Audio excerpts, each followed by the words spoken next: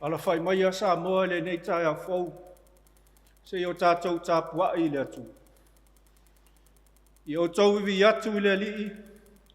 Vivi atu ia o tau au auna le li. Vivi atu ia le suafa o le li.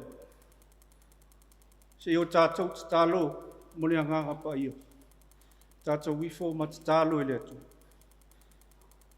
E mamalu e sili se lava la ua fio le atua lo mātou tama. Wala whai mailo atu nu ua Samoa i le nei tae au fau. Se o mātou a watu le vi inga o le whamanu ma le whane tanga i la ua fio. Sula i nai lo ua lofa ma lo wanga le nei. Pangana valea le li ie. E na ngona lava lo mātou ngao i whale nganga i o ruma. E a mātou whaafesanga i ma le mamalu o la ufi. O le ana leo o mātou mua i wala au atu ai e ala le mana o lo wanganga pa ia. A fio mai e tautu o lua ina lo mātou vai ma le whaatau wa. Ina i o mātou whai ai le nei tāpua inga i le moni ma le whamau. Ina iei ua tuai mea uma i le whaasiri ina o lo lava vi. O mātou tatalo. E ala atu le suafa mamalu Yesu ke riso lo mātou wali i ma le whaona. Amen. O le whaitau wina o le tuspa ia. Tusi filifilia ma le whenga inga fau. Tusai ma le whaasinonga le tusi whaitau aso. Tusi mua Paulo ia Timoteo non matau pue ono. O te whaitau wina le whai upu mua ma le whai upu e lua. Ma le whai upu e fitu, sei whaangata mai le whai upu e sefulu. Mua Timoteo ano na mata upu e ono. O te whaitau ina le whai upu mua ma le lua. Ono se ia whaangata mai le whai upu e sefulu.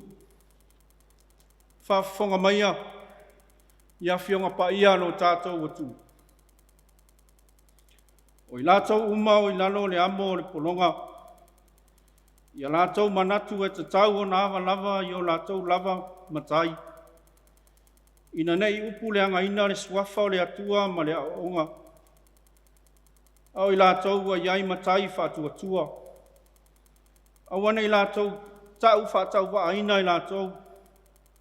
A wā uso i lātou. A ia tili o na auna iai. A wā ua whātua tua. Ma ua alo whaina i lātou. E ua talia le ngā luenga le lei. Ia e au atu ma apoa i atu ia mea. A o le ami o atua ma le noto malie. O le oloa te le lava lea. A wā tātou te lei au mai lava se mea tasi le lalolangi. Ua mauti noa fo i tātou te le mawhai. O na ave se ai o se mea. A whai ua maua i tātou o mea ai ma mea e ofu ai. Ia ngata ai o tātou manao. A o e manao i le fia mau oa. E maua i lātou i whaaso songa male mai nei. Ma tu ina nau e tele e wale ai male anga ai. O mea ia e ngoto ai tangata i le whanonga male malaia. A wā o le manao i tupe o le pongai leo mea leanga umalawa. Ua manana o tele i ai nisi. O na se sea i lava leo i lātou i le whātua tua. Ua tui ai, ua ati i lātou i lātou i pua ngā e tele. Whamanuia mai le atua, whaitawina o nisi o na awhionga pa ia. Tu maua tu pē ia te ia no na lava vi inga. Nei se ia o le whawavau lava. Amen.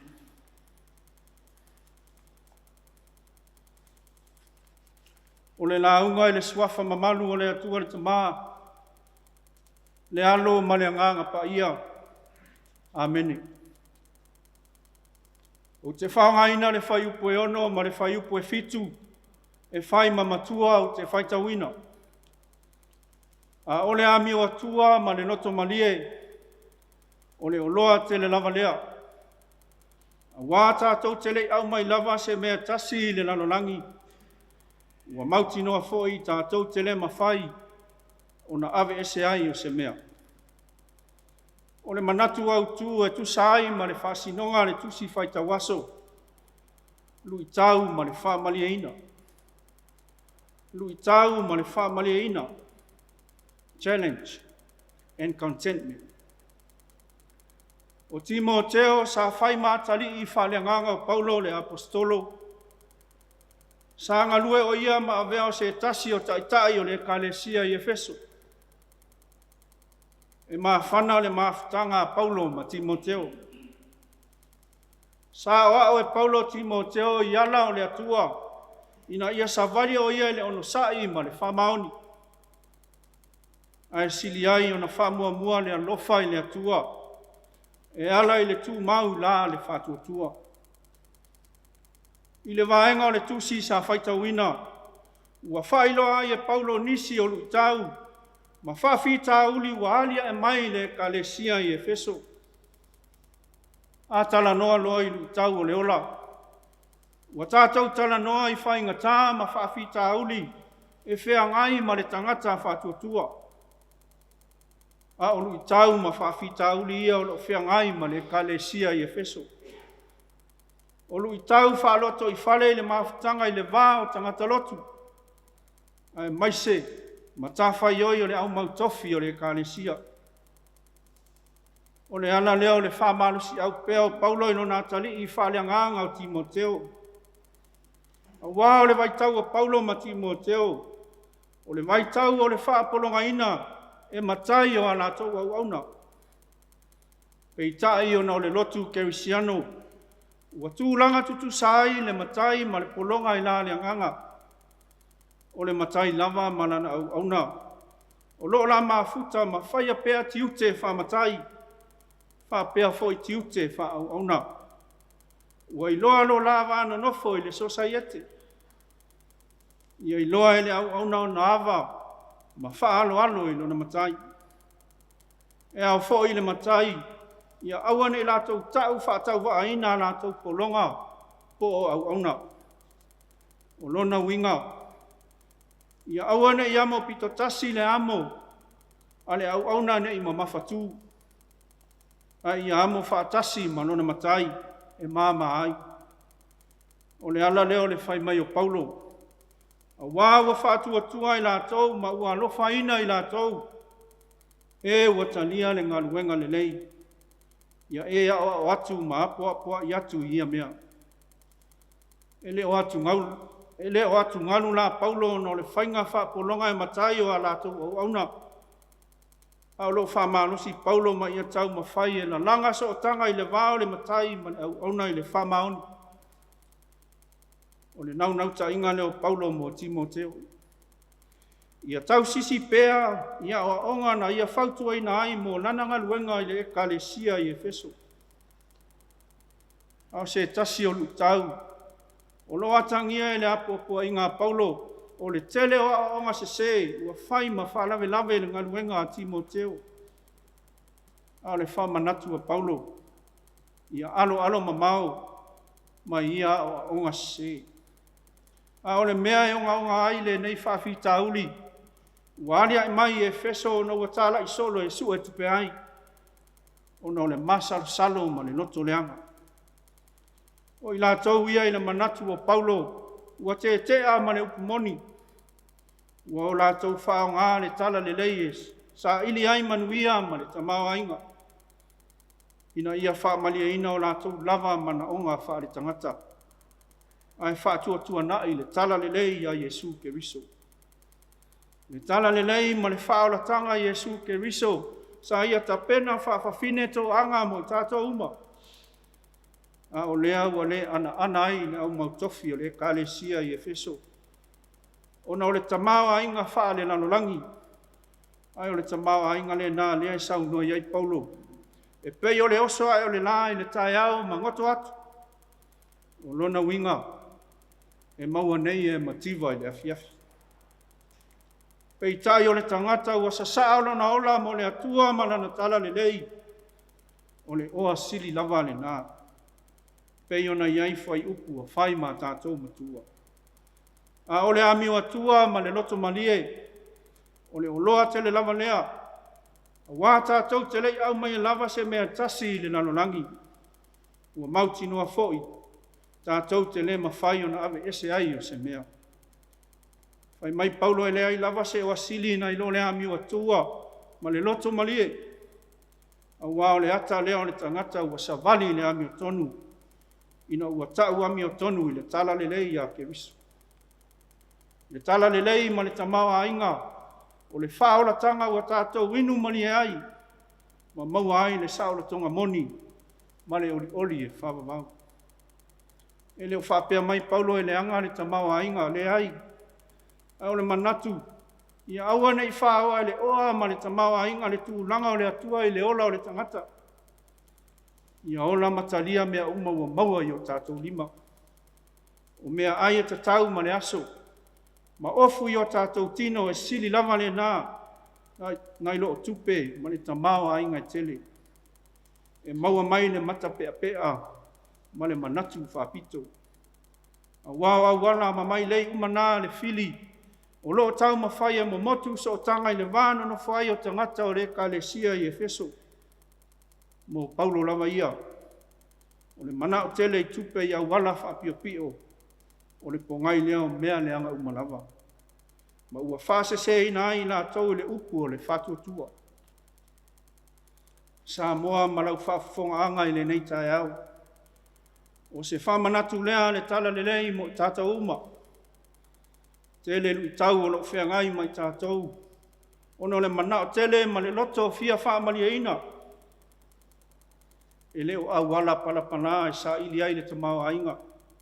Ina ia whaamalia ina ai le loto. Aia tātou mua I sa ili mua le ami o tonu o le atua malona malo. E ala I le ami o mama ma le ami o atua. O na foa ina mai lea le atua. E sautu a lasi o na whaamanu yanga. O le whaamanatu lea Paulo mo Timoteo. Ia tau sisi pea ia o onga le Keriso. Ia lofa atu. I le atua ma le loto atoa ma le anganga atoa. O le oloa ma le tamau a inga sili lava le nā. O tātou whenga iai ma whiau ma nā masinga o le nei tae au. Ia aua lava ne ngano. Ia tātou maua le loto mama. Ma ia wha mua le atua I mea uma tātou te whaia. O na le whesiringia lea o whamanuianga sa sa mai. O Yesu Keriso. O le whailonga lea o le alofa tu noa o le atua. O lona alofa tu noa lea ua tau masua sua ua whai matamau a inga sili. Ua tātou mau ai le whaolatanga. O lona soifua ato atoa ma lona maliu. Ma lona to e tū manu malo mai le oti ma le tunga mau. Ua tātou mau ai le loto malie ma le oli tu mau. I le ola I whawawau. Tu mau atu pea I ngā te ia I lona lava vi inga. Le whamanu ma le whanetanga. Nei maso malava. Se ia o le whamawau lava. Amene. Tātou vi I le atua le vi inga iwas fulmanatasi. Iwas fulmanatasi le vi inga le atua tātou te via.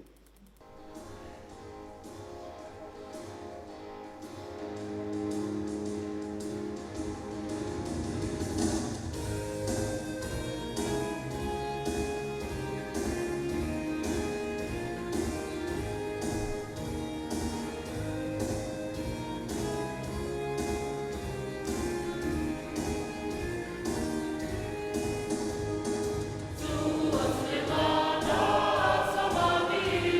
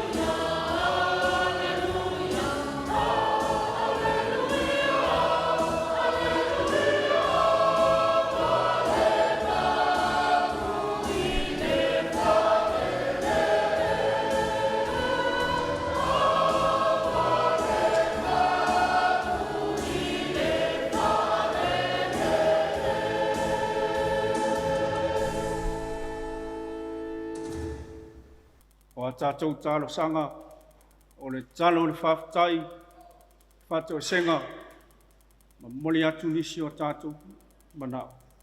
I o tātou wifo ma tālo e le atua. Le atua siri e se lo mātou tamā e whamawau. O le atua o le puna lo mātou wola ma le malosi umalawa. O le atua foa la ua fio na e whaia mea umalawa i le langi ma le nano langi lo mātai sau poto. Na e whaia foi le tangata i lo whātu sapa ia. Ma nawa iai le ola ma le whamoi moe. Ina i e loa le tangata o na watu le vi inga e tatau ma lau fio. Wala wha i mai lo mātou watu nuu i le neitai a fau.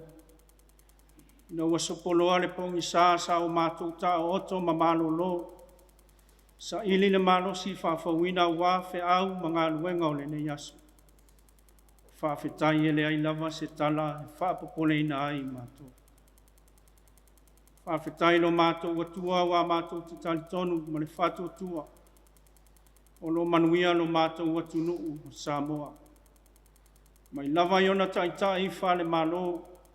O taitai whale e kāne sia. Le pule ali ma whai pule i tonu anuu ma fioanga. Se o lava iana ia mātou whanau. Vi ia la ua fio. Ono le tele ma le anono ai. O lo tamau ai ngā whasoa mai lo mātou wola i le aso ma le aso. O mawhai ai ona whaatino o mātou mana onga. I mea mātou te mana na oai. Mātou whawhtai le ali ie.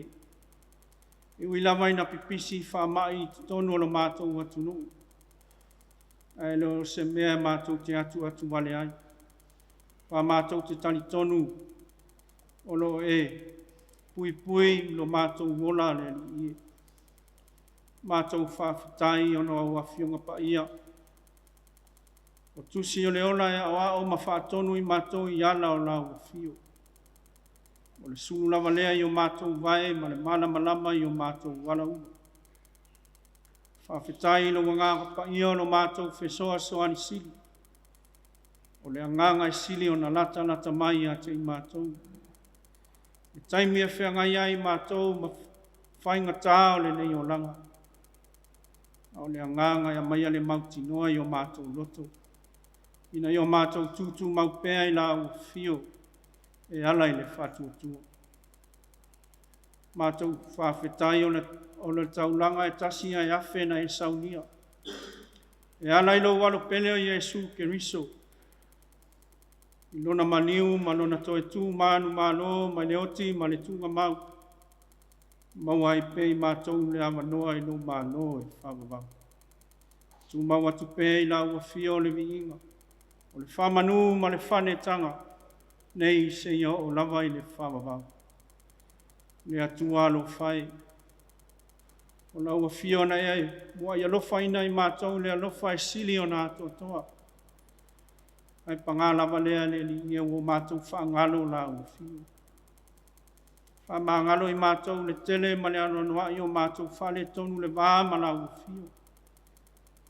Whātumutumu lima o na whai a mātou whātinonga i no mātou wala uina. Whe au ma ngā luenga wa e tofi ai mātou e ngā lue ai. Ona o se poto ma se iloa o mātou maua. Whamangalo i mātou le wā maisi o mātou uso a tangata. Ina ua sopo tua oi ni a mātou whamatalanga o a mio mātou te whātino. O whailama lea ma pāpupuni o lo lātou wola tau ma whai atu i la o fio.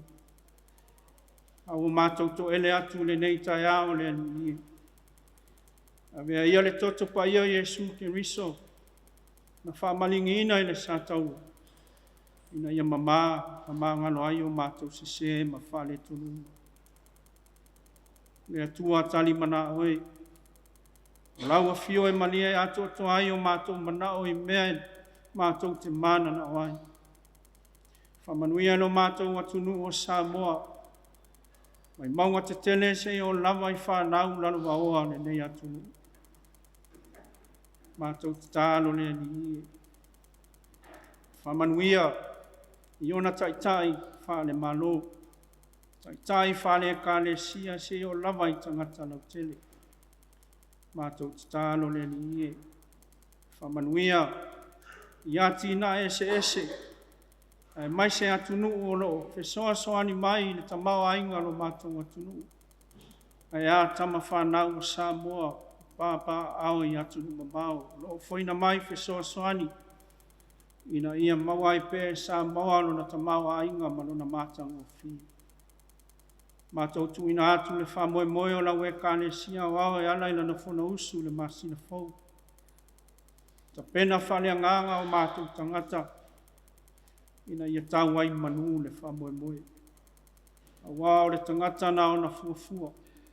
A o lau a fio e te whatau na wina. Mātou talo le nei tai au le alie. Fe au mangaluenga lo watunu le nei asu. Au wali tia mea umai no whata simai. Mātou mana tua le lalo nangi vivesi o nau taua. Ia iai le file mu o lau fi. O nisi o mātou tatalo le li e. Whatasi ai matatalo le leo ai to tonu o mātou loto. Mātou te ofo ina atu I lau fio. Ia whaia pe iai lo fina ngalo. Ai le o lo mātou whata uanau. Au le manuia ma le file mu o lau fio le atua le tamā. Le nofa sili eso Yesu ke riso lo mātou wali ma le whaola. Ma le mafutanga le motusia mo lo lava nganga pa iai. Tu mamai le inungo Samoa. Samoa umai le lalo langi atoa. Nei se ia o le whamavau lava. Amen.